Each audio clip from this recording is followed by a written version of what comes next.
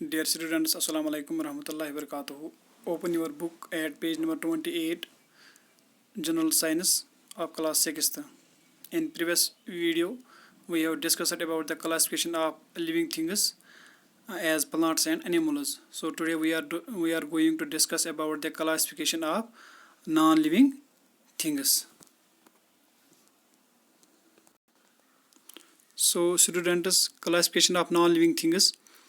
The non-living objects can be classified on the basis of the material of which they are made, their use, color, shape, size, appearance, hardness, texture, etc. आज हम non living things जो भी हैं इनकी हम classification करने जा रहे हैं. नॉन लिविंग थिंग्स जो हैं इनको भी हम क्लासिफाई कर सकते हैं मटेरियल के बुनियाद पे, किस मटेरियल से ये बने होते हैं, इनका जो यूज़ की बुनियाद पर भी इनको हम क्लासिफाई कर सकते हैं, कलर की बुनियाद पर भी हम इनको क्लासिफाई कर सकते हैं, शेप की बुनियाद पर भी हम इनकी क्लासिफिकेशन कर सकते हैं, साइज़ की बुनियाद पर, अपीयरेंस की बुनियाद पर, हार्डनेस की बुनियाद पर या टेक्सचर की बुनियाद पर हम नॉन लिविंग थिंग्स की क्लासिफिकेशन कर सकते हैं. तो डियर स्टूडेंट्स, जैसा कि आपको मालूम है जितने भी ऑब्जेक्ट्स हैं हमारे इर्द गिर्द या in our school, in our home, we can classify these objects into 4 groups. हम इनको 4 ग्रुप्स में इनको 4 ग्रुप्स में तकसीम कर सकते हैं on the basis of nature of material की बुनियाद पर, किस मटेरियल से ये बने होते हैं. जैसा कि those objects which are made of wood, जो ऑब्जेक्ट्स वुड से बने होते हैं, या दूसरे हैं वो ऑब्जेक्ट्स जो मेड ऑफ मेटल, जो मेटल से बने होते हैं, या वो ऑब्जेक्ट्स जो गिलास से बने होते हैं, या वो ऑब्जेक्ट्स जो प्लास्टिक से बने होते हैं. यहाँ पे मैंने एक प्रॉब्लम डाली है, सिंपल प्रॉब्लम है. यहाँ पे ये आप देख सकते हैं, आप अपनी टेक्स्ट बुक पे पेज नंबर 34 जो क्वेश्चन नंबर 5 दिया गया है, क्वेश्चन नंबर 5 एक्सरसाइज में दिया गया है. हम इनको यहाँ पे ये सॉल्व करने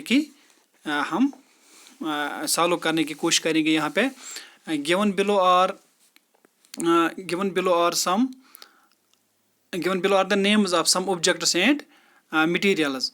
यहाँ पे जो नीचे कुछ मटेरियल्स के नाम है, जैसा कि वाटर हैं, बास्केटबॉल हैं, ऑरेंज है, शुगर हैं, globe, Apple, earthen picture.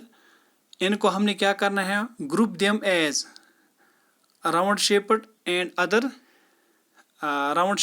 Shapes, B part, eatables और नॉन ईटेबल्स. जैसा कि ये जो मैंने यहाँ पे एक्सरसाइज में भी ये क्वेश्चन नंबर 5 पर भी लास्ट पे दिया गया है. अगर हम पहले ए पार्ट को हम यहाँ पे सॉल्व करने की कोशिश करेंगे, round shaped and other shapes, हम 2 कॉलम बनाएंगे. राउंड शेप्ड एक साइड में लिखेंगे, अदर शेप्स दूसरे साइड में कॉलम बनाएंगे. हम पहले देखेंगे वाटर को, वाटर आएगा अदर शेप्स में, ये राउंड शेप्ड या नियरली राउंड शेप्ड में नहीं आएगा. इस तरह दूसरा है बास्केटबॉल, ये राउंड शेप्ड के कॉलम में आएगा. ऑरेंज है, राउंड शेप्ड में आएगा. शुगर है, ये अदर शेप्स में आएगा. इसी तरह ग्लोब राउंड शेप्ड या नियरली राउंड शेप्ड में आएगा. या एप्पल हैं, अर्दन पिक्चर हैं, ये राउंड शेप्स में आएगा. तो इस तरह से हम ये सॉल्व कर सकते हैं.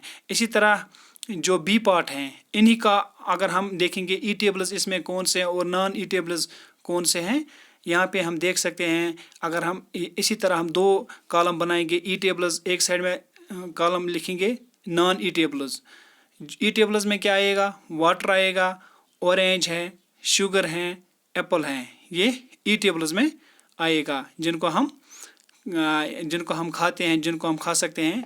इसी तरह नॉन ईटेबल्स हम इसमें ढूंढेंगे.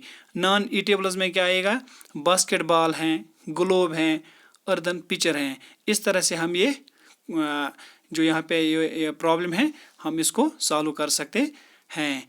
तो डियर स्टूडेंट्स, इसी तरह दूसरे जो on the basis of other جو کلاسفکیشن ہیں on the basis of materials on the basis of